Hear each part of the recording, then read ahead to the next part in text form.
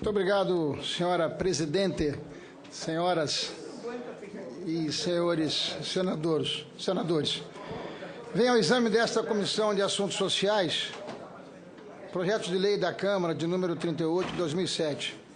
A matéria foi apresentada, em princípio, na origem pelo Poder Executivo e na Casa Iniciadora tramitou como projeto de lei de número 6.787.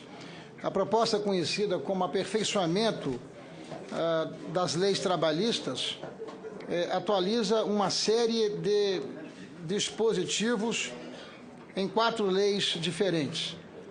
A matéria já foi aprovada pela Comissão de Assuntos Econômicos e, após a análise da Comissão de Assuntos Sociais, seguirá para a Comissão de Constituição, Justiça e Cidadania.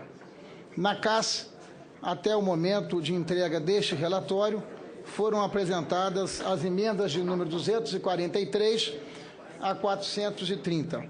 Regimentalmente, sabemos que o inciso 1º do artigo 100 do Regimento Interno do Senado Federal reserva à Comissão de Assuntos Sociais opinar sobre proposições que versem sobre as relações de trabalho. Por isso, a comissão é locus natural para debatermos o aperfeiçoamento das leis trabalhistas, que são dos anos 40 e, portanto, não dialogam mais com as necessidades do mercado de trabalho do nosso país. Em relação à constitucionalidade, evidenciamos preliminarmente que o instrumento para este aperfeiçoamento trabalhista pretendido é adequado, uma vez que obedece à hierarquia das leis. Nem poderia ser diferente, uma vez que lei que invadisse e confrontasse o texto constitucional seria rapidamente repelido, por óbvio, pelo Supremo Tribunal Federal. Ainda a proposta está pautada pelo fundamento constitucional da dignidade da pessoa humana, consagrada no artigo 1º pelo propósito de viabilizar o direito ao trabalho, um dos direitos sociais elencados no artigo 6º, e pelo princípio da busca do pleno emprego que rege nossa ordem econômica e Carta Cidadã. Adicionalmente, esclarecemos que o projeto resgata a competência constitucional prevista para a União no artigo 22, de legislar sobre o direito do trabalho e a previsão do artigo 48, que cabe ao Congresso Nacional dispor sobre as matérias de competência da União. Essa defesa ao ativismo judicial está orientada pelos sagrados princípios constitucionais da separação dos poderes e da conformidade funcional, sublinhados no artigo 2º da Constituição. As mudanças empreendidas pelo projeto no processo do trabalho não se afronta e nem se poderia afrontar a cláusula pétrea, que é a garantia constitucional do acesso à justiça, e preserva-se o mandamento do inciso 54 do artigo 5º e assegura o direito dos comprovadamente pobres a acessarem a justiça sem custas. Destacamos também que o PLC coaduna com a moderna jurisprudência do Supremo Tribunal Federal, em especial a prevalência do negociado sobre o legislado, de que trata a modernização trabalhista, encontra respaldo na visão, inclusive, da nossa Suprema Corte, que reconhece o desejo do Constituinte de prestigiar a autonomia coletiva da vontade e da autocomposição das partes na resolução dos conflitos trabalhistas. Mais adiante, nesse relatório, nos aprofundamos de forma mais detida sobre os aspectos da constitucionalidade desta proposta. No mérito, senhora presidente, senhoras e senhores senadores, após o diálogo com diversos segmentos da sociedade, em audiências públicas, contribuições, sugestões, críticas, acumulação de massa crítica, apresentamos nossa visão de que o projeto se norteia pelo binômio fundamental da flexibilização com a proteção. Em nosso entendimento, a proposta simultaneamente mantém todos os direitos das pessoas que trabalham na área urbana e rural, inclusive, evidentemente, os direitos constitucionais. Inclui dezenas de milhões de pessoas hoje ausentes do mercado de trabalho formal, concedendo-lhes direitos que hoje não possuem. Traz novas conquistas sociais, com a regulamentação de novos temas do mundo do trabalho que hoje não são reconhecidos propriamente pela legislação, analisando a seguir cada um desses 3 pontos. A manutenção dos direitos, aquilo que nós consideramos uma premissa ou uma preliminar para a avaliação deste projeto. O tema do trabalho é um tema caro à nossa Constituição. Ele está consagrado no artigo 7º, em seus 34 incisos, que elencam o direito das pessoas que trabalham nas áreas urbanas e rural, e no artigo 8º, que se dedica ao direito coletivo do trabalho. Entendemos que o projeto em tela preserva todos os direitos das pessoas previstos nesses dispositivos e os amplia, à medida que permite que mais trabalhadores possam deles usufruir. Esta proposta se trata de uma conquista, ao passo que aprimora estes dispositivos. Aliás, primordialmente, destacar o óbvio, respeito da proteção, ora analisada a hierarquia das normas. Novamente, senhora presidente, senhoras e senhores senadores, enfatizamos: nenhum dispositivo constitucional é ofendido.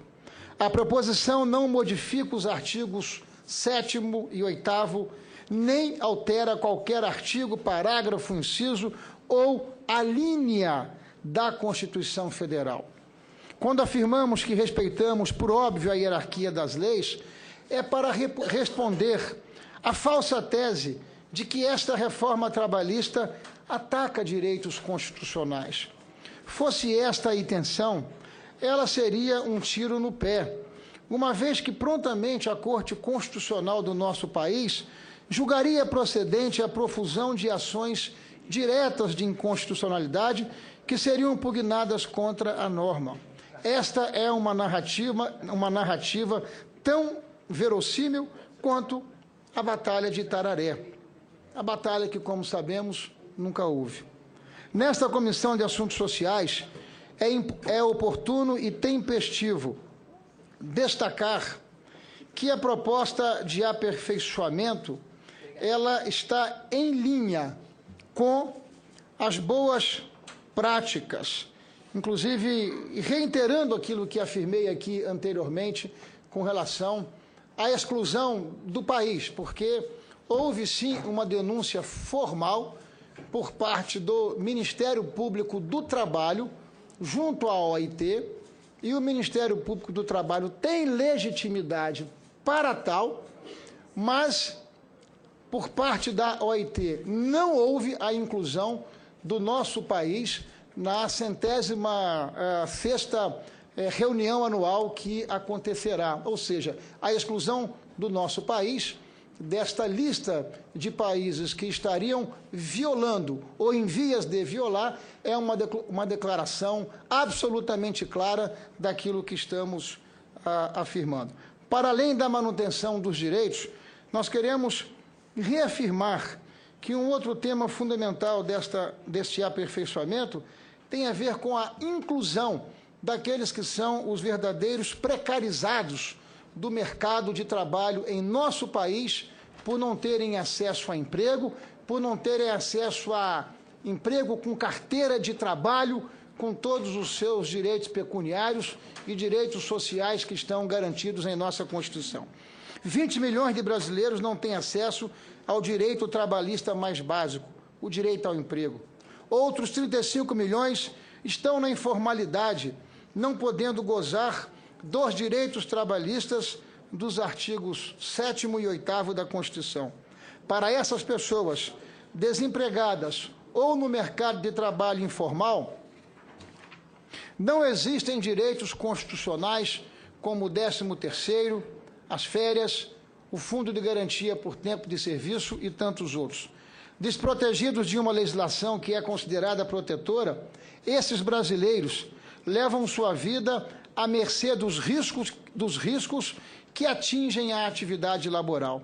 Para essa massa de 55 milhões de brasileiros, não há proteção contra o risco do emprego, seja porque, se desempregados, já exauriram as condições para receber o seguro-desemprego, se informais, dele tampouco têm esse direito. Em caso de acidente ou de incapacidade temporária, estes 55 milhões de pessoas desempregadas em nosso país, desalentadas ou informais no país, não possuem sequer direito a auxílio-doença, senador Eumano. Se a incapacidade for pior, permanente, não farão jus à aposentadoria por invalidez. Se falecerem, não poderão deixar pensão por morte para suas famílias, senadora Ana Amélia. Se engravidarem, milhões de mulheres brasileiras não terão direito sequer à licença maternidade ou a salário maternidade, por uma razão clara e óbvia. São trabalhadoras que estão na informalidade e, não tendo acesso a esses direitos, não têm acesso, por óbvio e consequente, a esses benefícios sociais. Os dados oficiais de desemprego e informalidade são avassaladores, impressionam por mostrar como parcela tão expressiva da população brasileira vive de maneira tão precária. Analisemos brevemente estes que são números incontestáveis, porque não são versões, são fatos.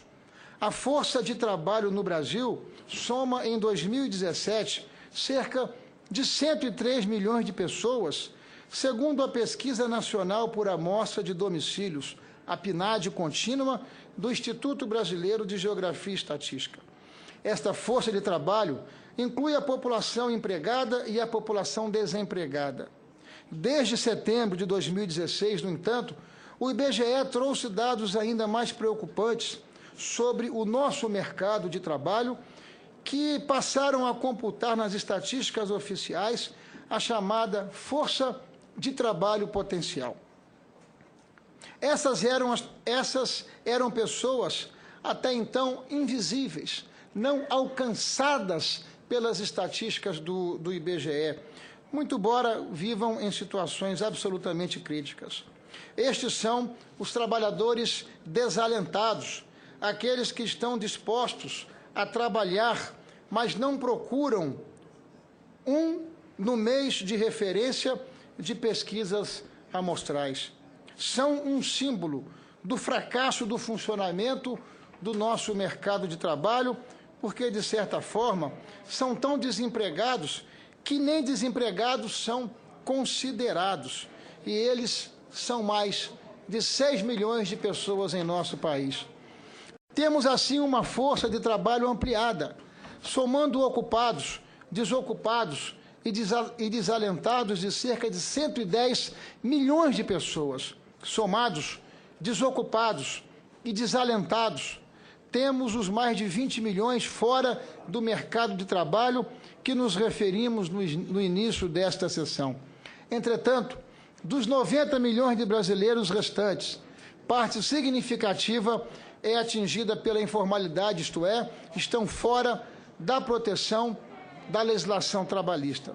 Segundo o Instituto de Pesquisa Econômica Aplicada, IPEA, em publicação de abril de 2017 do Boletim de Mercado de Trabalho, Conjuntura e Análise, a informalidade no mercado de trabalho é de cerca de 39%, totalizando 35 milhões de pessoas, de seres humanos, que não são contemplados, que não são protegidos pela premissa da formalidade do mercado de trabalho, ou seja, não têm direito à carteira de trabalho e não têm direito a todos os benefícios pecuniários e sociais que estão consagrados na Constituição Federal. Frisa-se, aliás, que este indicador se manteve alto até mesmo no período do chamado boom das commodities e de ápice de bônus demográfico que provocou um desemprego baixo no nosso país em anos recentes.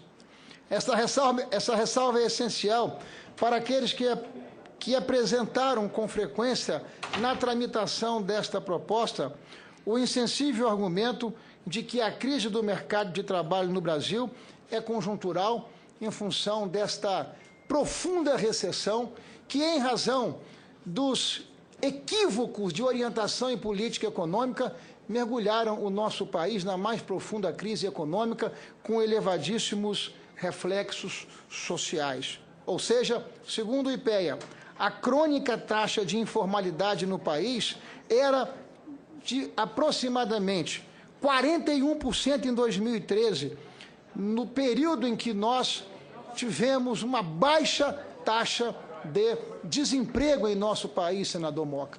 Em que pese esse baixo desemprego, ainda assim, nessa conjuntura e naquela circunstância, a taxa de informalidade ainda estava presente em 41% das pessoas que trabalham em nosso país e que não têm direito a esses benefícios. Portanto, esta é uma proposta que dialoga não apenas com a manutenção dos direitos fundamentais que estão consagrados na Constituição, como cria alternativas e oportunidades para que milhões de brasileiros possam ingressar no mercado de trabalho de forma cidadã, pela porta da frente, sendo nivelado com um conjunto de brasileiros que são protegidos pela CLT e pelas nossas leis trabalhistas. Com quase 40% de trabalhadores informais, isso quer dizer que apenas cerca de 55 milhões de brasileiros ocupados possuem algum grau de formalização e proteção. Dessa forma, concluímos nosso raciocínio. Temos outros 55 milhões de brasileiros excluídos da proteção da CLT, seja porque não possuem carteira assinada, seja porque não possuem emprego, ou seja porque não possuem mais nem ânimo sequer para buscarem oportunidade, para levarem dignidade para suas famílias. Ou seja, nos seus 74 anos de CLT, é óbvio que nós precisamos, em verso e prosa, saudar as conquistas da CLT, sobretudo no tempo em que ela foi edificada, nos anos 40. O nosso país passava por mudanças profundas e estruturais. Nós éramos um país basicamente rural e nós ingressávamos no processo industrial. E houve, de fato, uma migração muito forte das pessoas que migravam da área rural para a área urbana, para procurarem oportunidade na área industrial. E havia, como houve, de fato, necessidade de proteção para essas pessoas, para que elas não pudessem estar submetidas às mesmas regras, que eram regras muito arcaicas na área rural do nosso país. De lá para cá, mudou o Brasil. Mudaram as relações de trabalho. Há décadas, países fizeram intervenções e mudanças que agora nós estamos tendo a coragem de fazer. E não a covardia de enxergarmos o Brasil pelo retrovisor e não pelo para-brisa. Portanto, o que estamos fazendo é um aperfeiçoamento das nossas leis trabalhistas, considerando e dialogando com o mercado de trabalho que mudou muito e vai continuar mudando muito nos anos que se sucedem. Portanto, esta é uma reforma para o conjunto da sociedade e das pessoas, para manter as conquistas e direitos daqueles que possuem, infelizmente, graças a Deus, emprego formal. E para os demais, os 55 milhões que vivem em insegurança, sem saber como pagar as contas do próximo mês e que não são representados por grupos de interesses, por minorias organizadas que de tempos em tempos vêm capturando e sequestrando o interesse do Estado brasileiro. O Congresso Nacional precisa olhar também para esses 55 milhões de brasileiros precarizados. O Parlamento tem que ser sentinela também desta metade muda da força de trabalho em nosso país. Afinal, não existe sindicato nacional daqueles que são desempregados, ou mesmo Federação Brasileira dos Trabalhadores que já desistiram de procurar emprego em razão do desastre da recessão econômica que gera elevadíssimas consequências sociais para o nosso país. A legislação trabalhista e a jurisprudência trabalhista podem ser muito boas e são, de fato, protetoras para os brasileiros incluídos.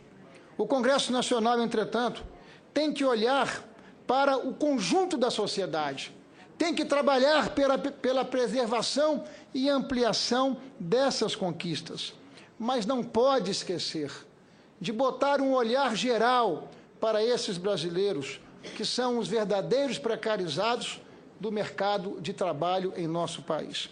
Tampouco podemos concordar com o argumento que parte desses seres humanos excluídos, os trabalhadores informais, têm parcialmente acesso a seus direitos porque podem acionar a Justiça do Trabalho e buscar reparação.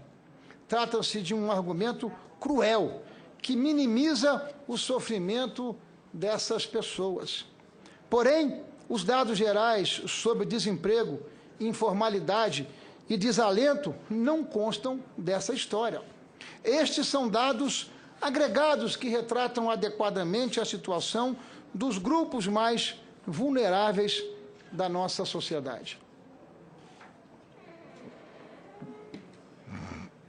Segundo o IBGE, em 2016, a taxa de desemprego das mulheres, senadora Marta Suplicy, foi 30% maior do que a dos homens. A taxa de desemprego dos jovens é mais que o dobro da taxa de desemprego do conjunto da população. Entre os negros, a taxa de desemprego é 50% maior que a dos brancos. No Nordeste, senador Eumano, o desemprego é quase 90% maior do que no Sul. Ainda de acordo com pesquisa do IPEA, o desemprego é 10 vezes maior entre os 10% mais pobres do que entre os 10% mais ricos. É uma estatística perversa. Os pobres são os mais suscetíveis à desocupação e também são os que mais sofrem com os efeitos dela.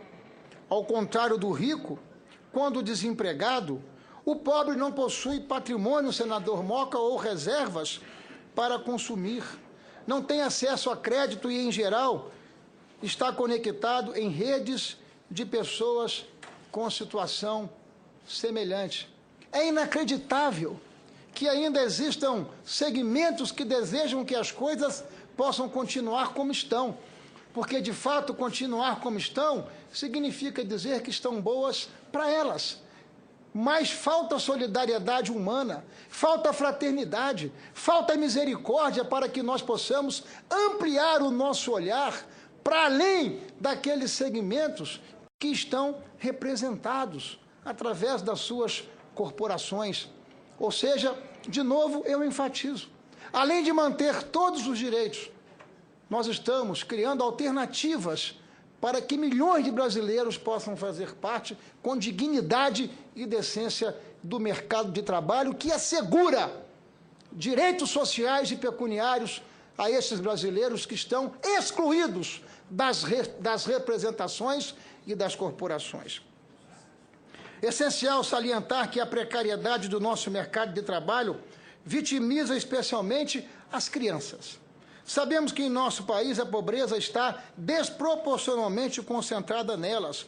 Evidentemente que essas crianças não vivem sozinhas. Vivem predominantemente em famílias em que a mãe e o pai têm acesso deficiente ao mercado de trabalho e, portanto, são vítimas dessa desagregação. Se entre os idosos apenas 10% encontra-se no extrato mais pobre da população, mais de 30% das crianças em nosso país estão neste indicativo. Buscar soluções para os problemas do desemprego não é, porém, apenas um desafio econômico e social, mas um imperativo ético e moral. Desemprego não significa apenas menos renda, segurança e conforto para as famílias brasileiras. Como ensinou o trabalho pioneiro do psicólogo austro-inglesa Marie Jaroda, desemprego também significa privação, estando associado à identidade, ao convívio social e ao senso de propósito de um indivíduo. Não é à toa, nossa sociedade não está aflita apenas pelo desemprego, mas também pelo próprio medo do desemprego que bate à porta das famílias brasileiras. Esta proposta é discutida em um momento em que o índice de medo do desemprego chega ao maior patamar desde 1999 e é mais elevado justamente na região mais pobre do país, a região Nordeste. Diante dos números, provoco uma reflexão. Temos 55 milhões de brasileiros que estão fora da proteção da legislação e da jurisprudência trabalhista, ou cerca de 50% da nossa força de trabalho. Conceito que já desconsidera, aliás, pessoas que não têm condições físicas ou pessoais de trabalhar ou não estão disponíveis para fazê-lo. Esta larga parcela da população tem incidência maior de pobres, de mulheres, de jovens, de negros e de brasileiros de regiões menos desenvolvidas. Deve, portanto, o Congresso Nacional, em especial o Senado da República, virar as costas para essas pessoas? Não é evidente que as leis que regem as relações do trabalho no Brasil estão alienadas ou distantes dessa realidade? É esse o espírito dos objetivos fundamentais da República consagrada em nossa Constituição Federal? Penso que não, senhoras e senhores senadores. Penso que o futuro é o que estamos fazendo agora. E o futuro é aprovar uma reforma trabalhista para criar um mercado de trabalho que funcione para todos, que gere oportunidade para todos e que permita que as brasileiras e os brasileiros realizem todo o seu potencial e rumem à prosperidade. Eu vou adiante, senhora presidente. Ou vamos esperar mais 74 anos para mudar a nossa legislação?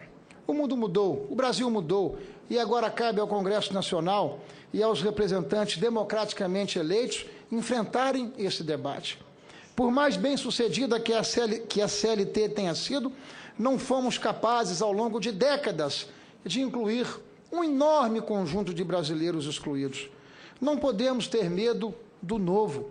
Existem caminhos alternativos ao que trilhamos até agora. Não temos de ter receio em olhar para democracias que deram certo, que edificaram economias inclusivas e que buscaram outros caminhos. O mundo já enfrenta este problema com êxito há anos. Não se trata de haver um momento melhor ou pior para tratar desta questão.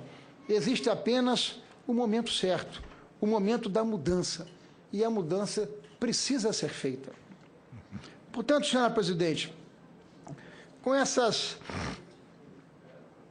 esses fundamentos, eu vou discorrendo em meu relatório, que já é do conhecimento das senhoras e dos senhores senadores e de todos aqueles que nos acompanham, até porque está publicado no site do Senado para que possam fazer a leitura detida. Este relatório foi lido, está publicado e ele encontra-se à disposição para que nós possamos fazer num passo seguinte o debate necessário e adequado sobre todas as questões que enfrentamos aqui, que estejam relacionadas às questões de mérito e mesmo às questões de constitucionalidade. Nós recebemos, senhora presidente, senhoras e senhores senadores, um conjunto de emendas, e eu registro emendas que foram apresentadas pelo senador Romário.